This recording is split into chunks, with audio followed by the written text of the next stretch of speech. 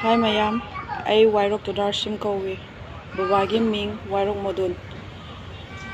Gimachanu ni thabigai chal machi khunda pokpa chawbani. Isagi chahi 21 sure. I have class 10 phawba tamjaki.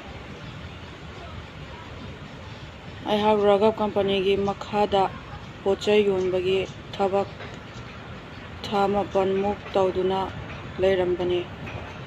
I have Christian Dharma chatlambani.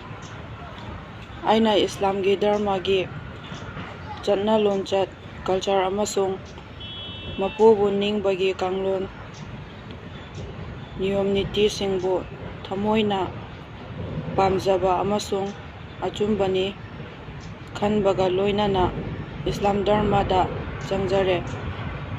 Aibu kanagumbi amana aingonda pressure pirakpa themlakpa amasung kanagumba amaga khangnakiba amadi achikpa mari thambasu laite.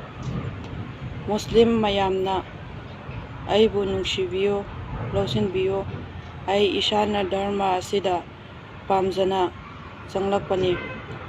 Video asi share tawbiyo aina nijari.